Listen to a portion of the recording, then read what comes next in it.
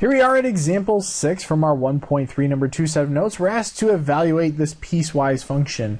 We have the limit as x approaches. It should in fact say pi. My apologies. So if you just want to correct that in your notes, go ahead and replace that with pi of f of x, where f is defined by this particular piecewise function.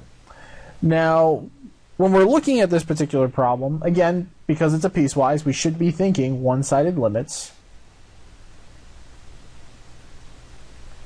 And if in fact the left side does meet the right side, specifically at that x value pi. However, for this particular problem, we're trying to figure out what k value do we have to have such then that it does in fact, the left side does in fact meet up with the right side. So this problem is not checking whether or not they do meet up. It's saying find k such then that they do for in fact meet up. And as a result, you still kind of approach this in the same method. You still break it up with a left side and right side. But again, you're actually trying to solve for a k value. So if I go ahead and break this up where we have the left and the right. On the left side, we're dealing with those x values less than or equal to pi. So we would use this trig function. So then we have the limit as x approaches pi of the sine of 2x. Well, if you go ahead and apply that direct evaluation, you simply end up with the sine of 2 pi. And the sine of 2 pi, if you think back to your unit circle or you know what the sine function just looks like, it just comes out to be 0. So that limit does in fact just come out to be 0. Now when we look at the right side, we have a couple of unknowns, but let's go ahead and just set up what our right side would look like. We have the limit as x approaches. By the way, this should have been pi from the left. We're taking the limit as x approaches pi from the right on this one of 2x plus some k value. Now again, using that direct evaluation, we would end up with 2 pi plus k. Now again, if you think about it, this is some limit. Likewise, on the left side, this was some limit. And our goal is for these limits to in fact match up. And as a result, we can then just say that 0 is equal to the 2 pi plus k. Again, because if L is some limit, this L is some limit, we want those limits to match. Well, then this 0 that's equal to L, this 2 pi plus k is equal to L. We're hoping then we can just set those two equivalent to one another. Again, that's actually the transitive property. You may recall that from one of your previous math courses. If not, no worries. But again, really behind the scenes, that's a transitive property going on. So we have 2 pi plus k is equal to 0. Hoping that these limits match and solve for k. All you would have to do is subtract 2 pi from both sides. Those cancel. So it looks like k just simply comes out to be negative 2 pi.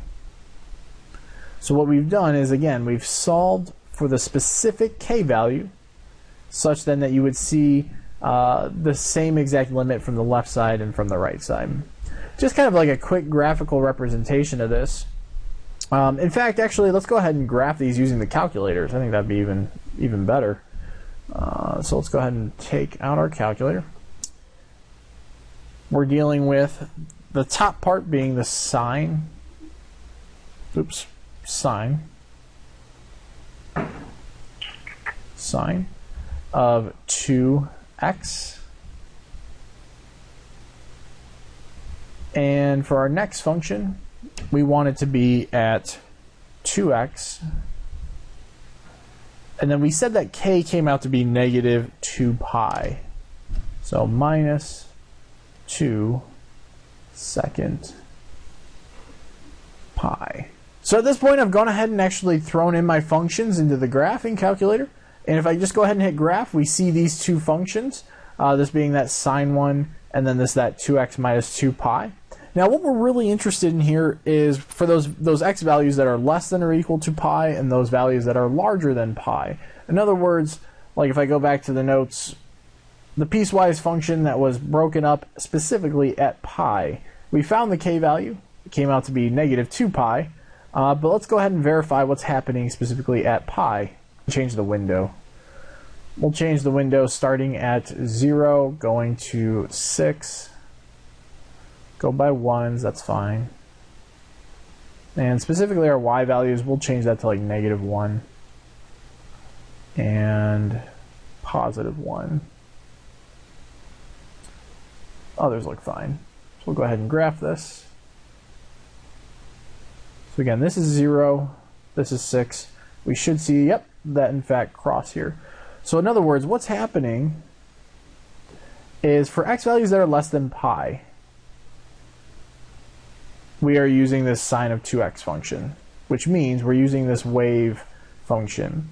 So as you approach pi, which is right here, you are using that trig function. But then again, right at that value, pi, our other function kicks in. In fact, you can see because they do in fact meet up at the same spot, the other function has that opportunity to kick in, specifically at pi.